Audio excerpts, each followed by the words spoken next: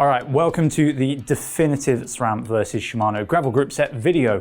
Well, it is if you're looking for a gravel bike around a decent entry-level price point, which I think is probably most of you.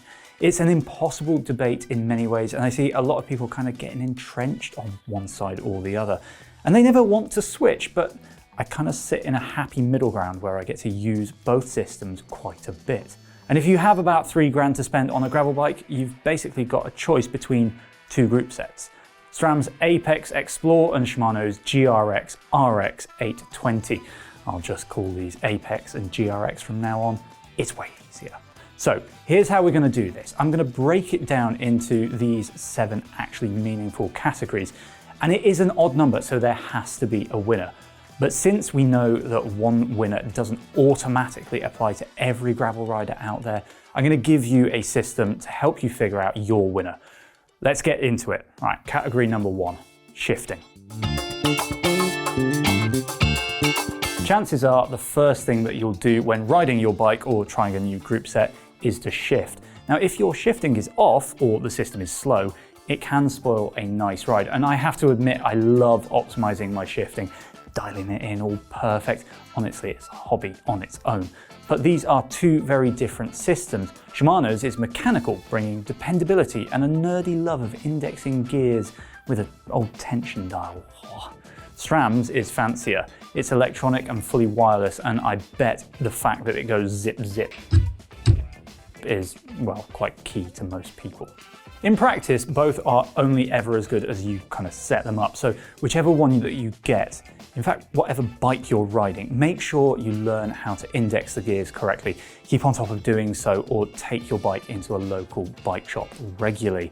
While the GRX shifting is fabulous across the cassette, and to my mind at least, a bit smoother in grotty conditions, I think the shift logic from SRAM makes it a clear winner here, and not just for its simplicity. Yeah, all right, so that one makes it harder and that one makes it easier, but Shimano's system is rather tied into one bike. Everything for the rear derailleur is here on the right hand, so this left lever does, well, absolutely nothing. If you ever wanted to fit a front derailleur, you'd have to get a whole new shifter, and that ain't cheap. I'm gonna give this one to SRAM. A wireless life is pretty good, and I've always found it to be dependable. The shift logic is also fabulously simple. That said, if either of these systems kind of crapped out on me mid-ride, I would feel a little bit more confident in my ability to bodge the Shimano rear derailleur to get me home. That is a really small point though. This is a bit of a strange one for me because I don't actually like either brand's approach, but this is for very specific reasons.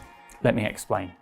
Shimano's hood shape is pretty huge, as all of their mechanical shift and hydraulic braking hoods are. They're not the nicest to look at, but they do at least give you a good hold of the bike on rough terrain. The biggest gripe for me as a rider that doesn't like wearing gloves is the ridges. I get that Shimano wants to provide grip, but they're a bit much for me and they do dig into my hands. I've simply learned to wear a pair of gloves when I use this group set, but I still do prefer the shape and feel of Shimano's road shifters.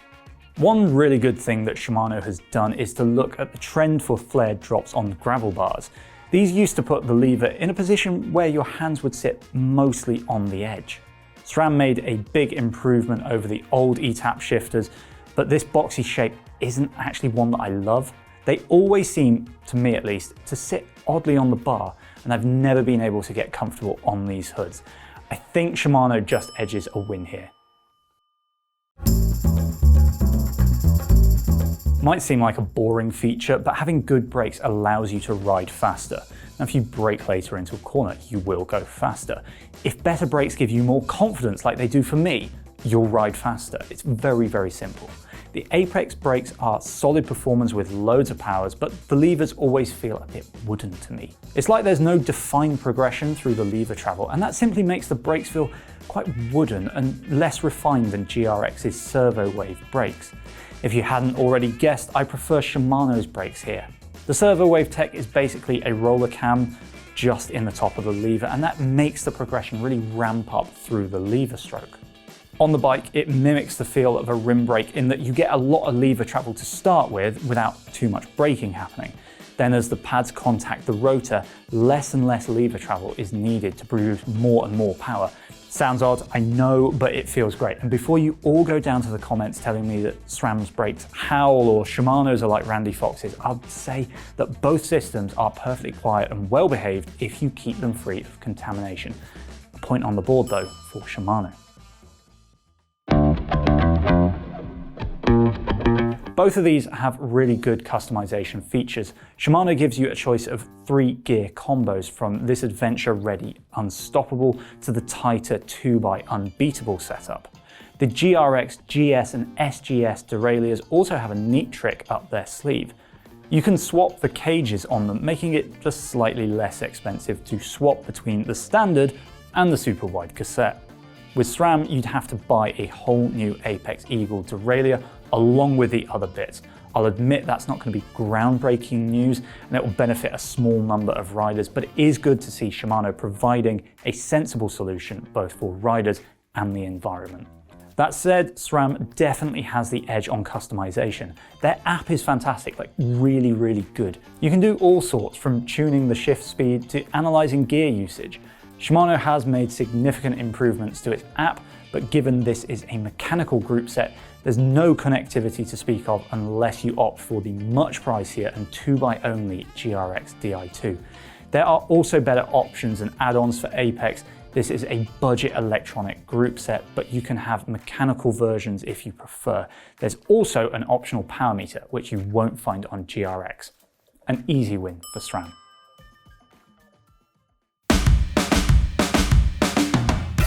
Let's be real, neither of these have the bling factor of each brand's top-end road group sets. Both of the cranksets are quite dull, SRAM's chain looks like it came off a supermarket bike, and I don't love the two-tone cassette on GRX. The smaller profile of the SRAM levers looks better in my eyes, and because the GRX rear derailleur is effectively just from the Dior mountain bike range, I think Apex wins on the derailleur looks too. But the reality is that these group sets are likely to be covered in mud and dust very quickly, so I guess the agricultural design is kind of fitting.